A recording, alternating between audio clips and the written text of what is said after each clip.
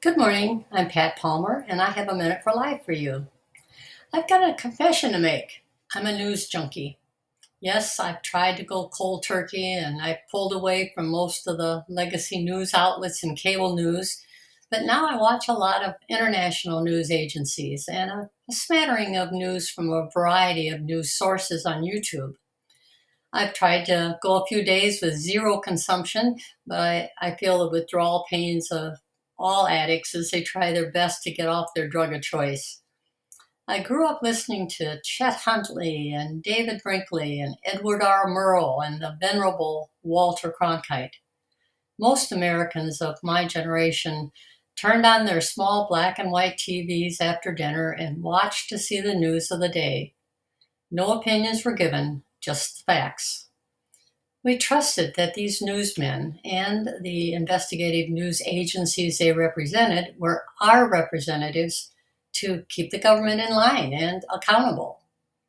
They worked for us to keep us informed. To this day, I can't say for sure what their personal politics were. At some point in time, and honestly, I don't know when it happened because it happened very slowly, perhaps with the advent of cable news with its 24-hour a day news cycle and its insatiable need for constant coverage worldwide, maybe that was the beginning. Now, the news outlets, especially the legacy news outlets, work for the government and not the people. They have an agenda that mirrors the political parties that they represent. And with the increasing use of artificial intelligence, fake news will be the norm.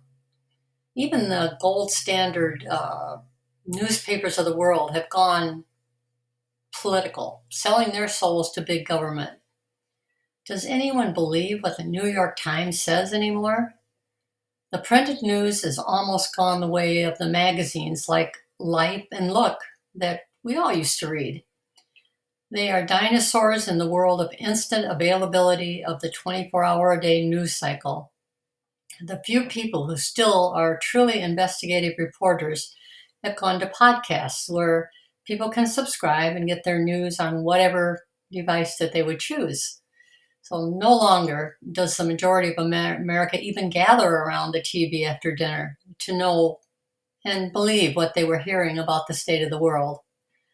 Perhaps the only time we still do that is when there is a national tragedy such as 9/11 or some other shared disaster.